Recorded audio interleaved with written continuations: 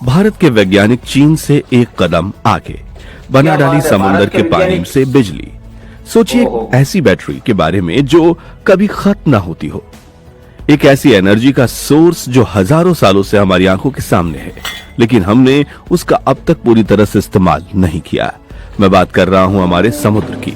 हम सब जानते हैं कि धरती का 70% हिस्सा पानी से ढका हुआ है, लेकिन क्या आप जानते हैं कि भारत के तीनों तरफ जो विशाल समुद्र हैं, उसमें इतनी ऊर्जा छुपी हुई है कि वो हमारे देश के बिजली संकट को हमेशा के लिए खत्म कर सकती है।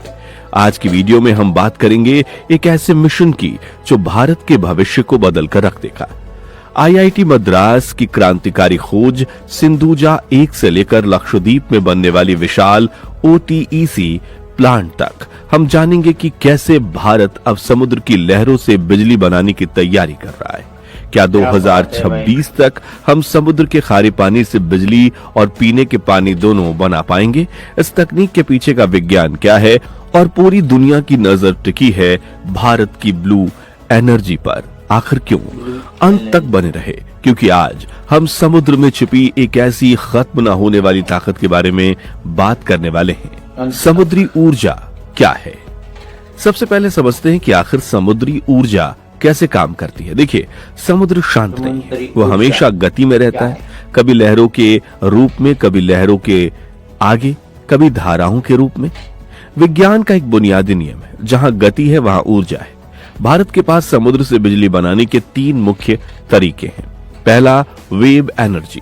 हवा जब समुद्र की सतह पर चलती है तो लहरें बनती हैं।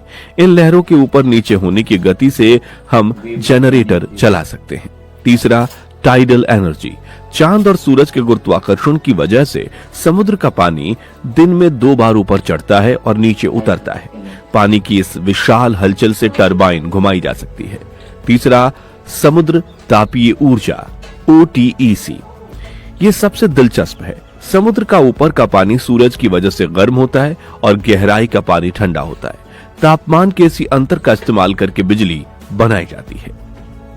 सरकार और वैज्ञानिक का मानना है कि भारत में समुद्री ऊर्जा की संभावनाएं बहुत विशाल हैं, लेकिन सवाल यह है कि हम इस दिशा में क्या कर रहे हैं। आईआईटी मद्रास और सिंधुजा 1 की कामयाबी। अब आते हैं आज की सबसे बड़ी खबर पर। भारतीय आईआईटी मद्रास के वैज्ञानिकों ने हाल ही में कमाल करके दिखाया है। उन्होंने एक उपकरण बनाया है जिसका नाम है सिंधुजा 1। सिंधुजा का संस्कृत मतलब होता है समुद्र से जन्मा। ये उपकरण देखने में एक तैरते हुए लंगर जैसा लगता है जो समुद्र की लहरों के ऊपर तैरता रहता है। इसके काम करने का तरीका बहुत सरल लेकिन शक्तिशाली है। जैसे ही समुद्र की लहरें आती हैं, यह उपकरण ऊपर और नीचे हिलता है। इस उपकरण के अंदर एक रॉड होती है जो अपनी जगह पर स्थिर रहती है और बाकी हिस्सा हिलता है। इस आपसी गति के अंदर लगा जनरेटर घूमता है और बिजली बनती है।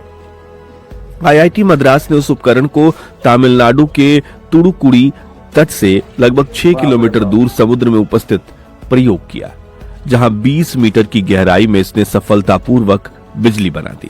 फिलहाल ये उपकरण 100 वाट की बिजली बना सकता है, जो सुनने में कम लग सकता है, लेकिन यह सिर्फ शुरुआत है।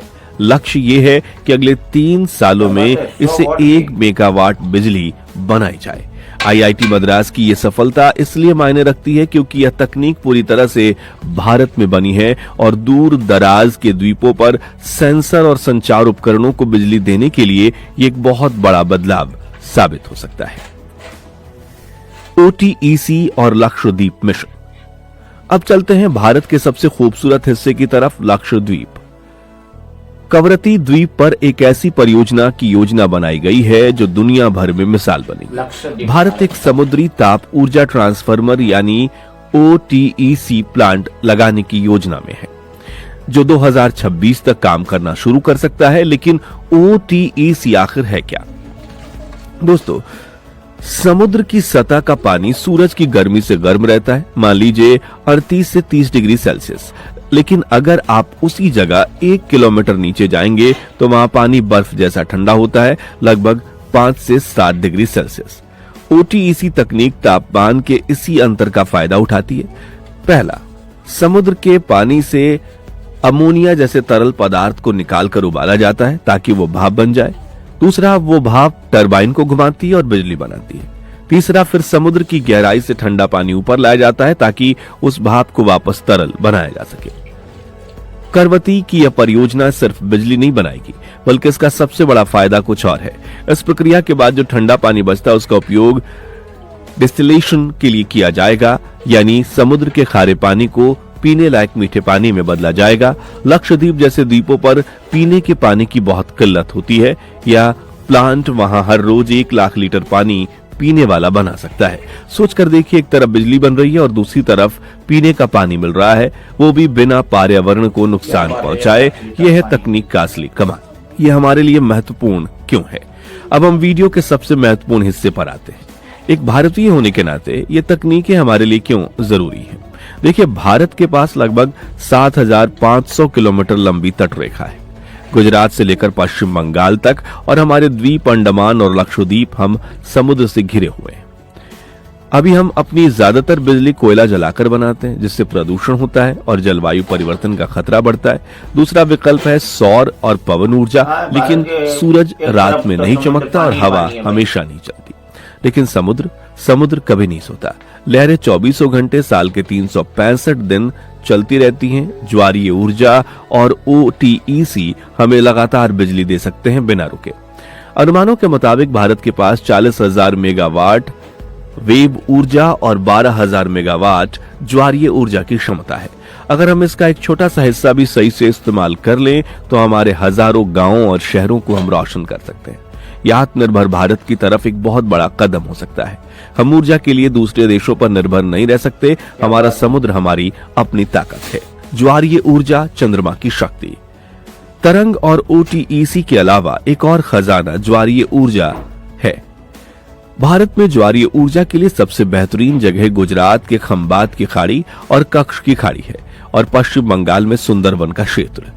यहाँ समुद्र का पानी दिन में जब हाई टाइड पर आता है तो उसकी गति और ऊंचाई बहुत ज्यादा होती है। इस पानी के रास्ते में बड़े बड़े टरबाइन लगाए जा सकते हैं। जैसे बांध से पानी गिरने पर बिजली बनती है, वैसे ही ज्वार के आने और जाने से ये टरबाइन घूमते हैं। हालांकि ज्वारीय ऊर्जा पर शोध अभी थोड़ा धीमा रहा है, क्योंकि इसके प्लांट लगाने का खर्चा बहुत ज्यादा आता है। लेकिन 12 गीगावाट की क्षमता एक बहुत बड़ा आंकड़ा है। सरकार अब नई नीतियों के साथ ऐसे क्षेत्र में निजी कंपनियों को बढ़ावा दे रही है। दोस्तों, सुनने में ये सब आसान लगता है, लेकिन अगर इतना ही आसान होता तो अब तक हमने ये जगह प्लांट लगा दिए रहते। सच्चाई यह है कि समुद्र से बिजली बनाना दुनिया के सबसे मुश्किल कामों में से एक है। इसकी चुनौतियों को समझना बहुत जरूरी है। पहला, जंग लगना। समुद्र का पानी नमकीन होता है। खारा पानी किसी भी धातु को बहुत जल्दी खराब कर देता है। सिंधुजा एक जैसे उपकरणों को सालों तक पानी में रहना है, इसलिए उन्हें ऐसी सामग्री से बनाना पड़ता है जो जंग ना खाए, जो कि महंगी। दूसरा, तूफान और चक्रवात। समुद्र का मौसम कभी भी बदल सकता है। जब तूफान आता है तो लहरों की ताकत कई गुना बढ़ जाती है। हमारे उपकरण इतने मजबूत होने चाहिए कि वे सुनामी या चक्रवात को झेल सके। तीसरा, महंगे उपकरण। फिलहाल समुद्री ऊर्जा से बनने वाली बिजली सौर या पवन ऊर्जा के मुकाबले महंगी है। तकनीक नई है, इसलिए शोध और इसमें लगने वाला खर्च ज्यादा है। चौथा, समुद्री जीवन। हमें यह भी ध्यान रखना है कि टरबाइन या प्लांट लगाने से मछलियों और समुद्री जीवों को नुकसान न पहुंचे। लेकिन अच्छी बात यह है कि IIT मद्रास, राष्ट्रीय महासागर प्रौद्योगिकी संस्थान NIOT और भारत सरकार इन चुनौतियों को सुलझाने के लिए दिन रात मेहनत कर रहे हैं। इन चुनौतियों के बावजूद भारत सरकार का नजरिया साफ है। नवीन और नवीकरणीय ऊर्जा मंत्रालय MNRE ने अब ज्वारीय और तरंग ऊर्जा को रिन्यूएबल एनर्जी का दर्जा दे दिया है। इसका मतलब है कि जो कंपनी इसमें काम करेगी उन्हें वही फायदे मिलेंगे जो सौर और पवन ऊर्जा कंपनियों को मिलते हैं। सरकार अनुसंधान और विकास R&D पर भारी निवेश कर रही है। करवती का प्रोजेक्ट सिर्फ शुरुआत है। अगर यह प्रोजेक्ट 2026 में सफल होता है तो इसे मॉडल बनाकर अंडमान और निकोबार और दूसरे तटीय इलाकों में भी लागू किया जा सकेगा।